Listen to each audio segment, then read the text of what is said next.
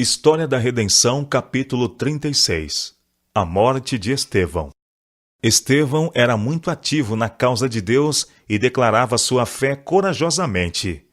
Levantaram-se, porém, alguns dos que eram da sinagoga, chamada dos libertos, dos sirineus, dos alexandrinos e dos da Cilícia e Ásia, e discutiam com Estevão, e não podiam sobrepor-se à sabedoria e ao espírito com que ele falava.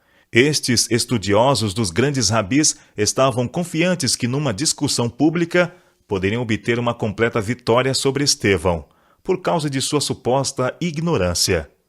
Ele, porém, não somente falava com o poder do Espírito Santo, mas ficava claro a toda a vasta assembleia que era também um estudioso das profecias e versado em todos os assuntos da lei.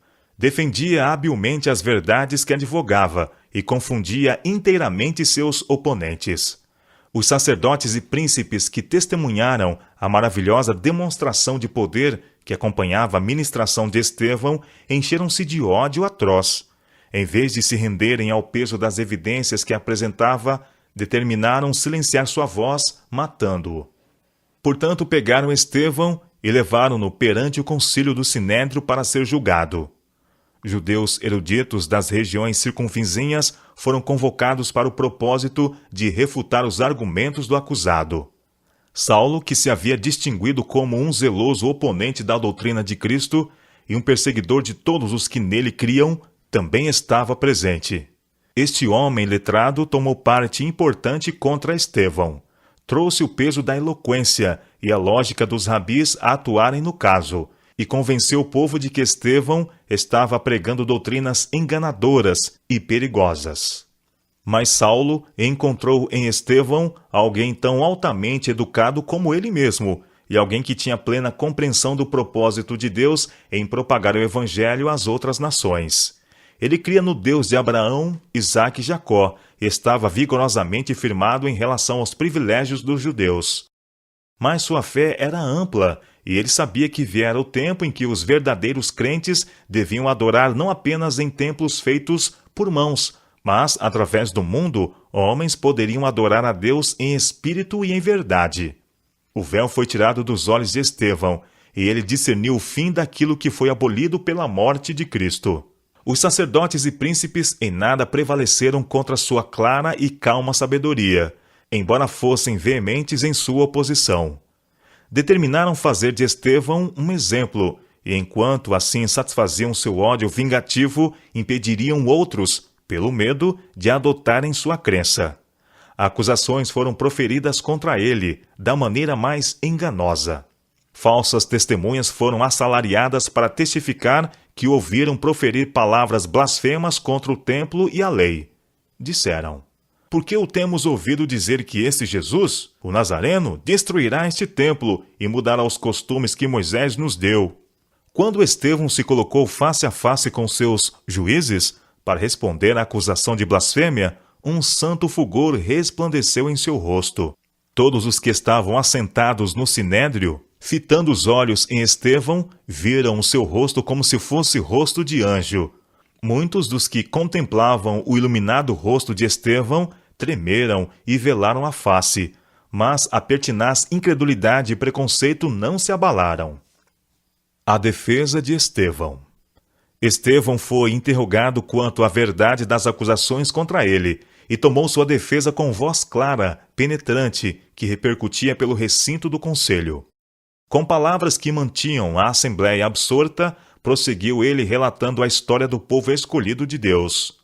Mostrou completo conhecimento da economia judaica e a interpretação espiritual da mesma, agora manifesta mediante Cristo. Começou com Abraão e fez um retrospecto através da história de geração em geração, repassando todos os registros nacionais de Israel a Salomão, acentuando os mais impressivos pontos para vindicar sua causa. Tornou clara sua própria lealdade para com Deus e para com a fé judaica, enquanto mostrava que a lei na qual os judeus confiavam para a salvação não fora capaz de salvar Israel da idolatria. Ligou Jesus com toda a história judaica. Referiu-se à construção do templo de Salomão e às palavras deste, bem como de Isaías. Mas o Altíssimo não habita em templos feitos por mãos de homens. O céu é o meu trono e a terra o estrado de meus pés. Que casa me edificareis? Diz o Senhor. Ou qual é o lugar do meu repouso? Porventura não fez a minha mão todas estas coisas? O lugar da mais alta adoração de Deus estava no céu. Quando Estevão atingiu este ponto, houve um tumulto entre o povo. O prisioneiro leu sua sorte nos rostos diante dele. Viu a resistência que encontraram suas palavras, que falara sob a direção do Espírito Santo. Sabia que estava dando o seu último testemunho.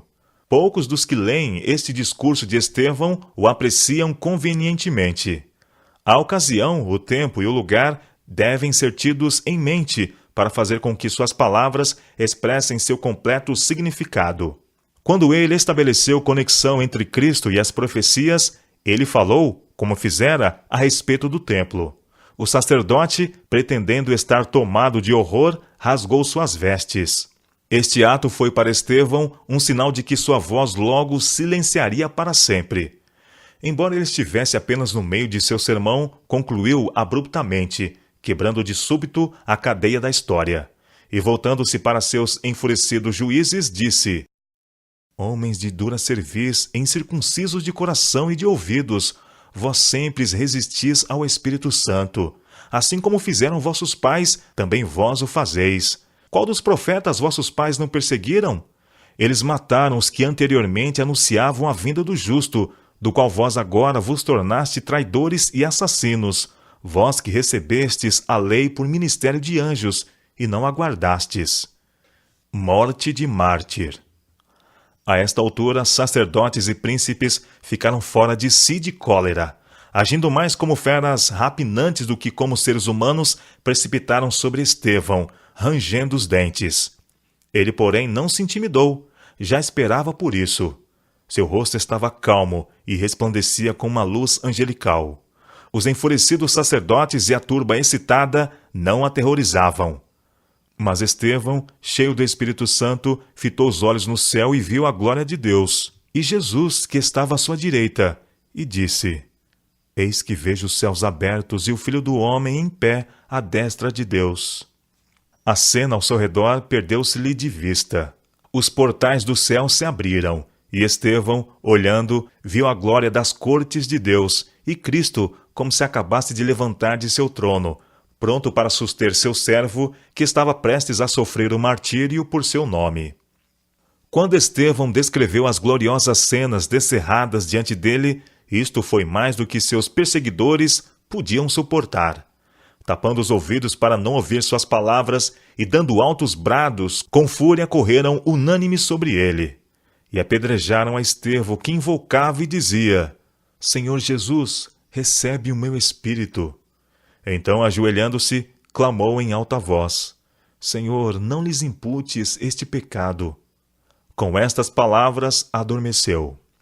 Em meio às agonias desta morte tão cruel, o fiel mártir, à semelhança de seu divino mestre, orou por seus assassinos. As testemunhas que haviam acusado Estevão foram convocadas para lançar as primeiras pedras. Estas pessoas depuseram suas vestes aos pés de Saulo, que havia tomado parte ativa na disputa e consentia na morte do prisioneiro. O martírio de Estevão produziu profunda impressão em todos os que o presenciaram. Foi uma prova severa para a igreja, mas resultou na conversão de Saulo. A fé, constância e glorificação do mártir não podiam ser apagadas de sua mente. O sinal de Deus em seu rosto, suas palavras, que alcançavam a alma de todos aqueles que as ouviam, exceto daqueles que estavam endurecidos pela resistência à luz, permaneciam na memória dos observadores e testificavam da verdade do que ele tinha proclamado. Nenhuma sentença legal fora pronunciada contra Estevão, mas as autoridades romanas foram subordinadas com grandes somas de dinheiro para não fazerem investigação sobre o caso. Na cena do julgamento e morte de Estevão, Saulo parecia estar imbuído de um zelo frenético. Parecera ficar irado com sua própria convicção íntima de que Estevão fora honrado por Deus, ao mesmo tempo que ele era desonrado pelos homens. Ele continuou a perseguir a Igreja de Deus, acossando seus membros, prendendo-os em suas casas e entregando-os aos sacerdotes e príncipes para a prisão e morte. Seu zelo em levar avante esta perseguição aterrorizou os cristãos em Jerusalém. As autoridades romanas não fizeram esforço especial para deter a cruel obra e secretamente ajudavam os judeus a fim de conciliá-los e assegurar seu favor. O erudito Saulo foi um poderoso instrumento nas mãos de Satanás para levar avante sua rebelião contra o Filho de Deus. Entretanto, um mais poderoso que Satanás escolhera Saulo para tomar o lugar do martirizado Estevão, a fim de trabalhar e sofrer por seu nome. Saulo era homem de muita estima entre os judeus, tanto pelo seu saber como pelo seu zelo na perseguição dos crentes. Só depois da morte de Estevão se tornou membro do Sinédrio, sendo eleito para a corporação em consideração à parte que desempenhara naquela oportunidade.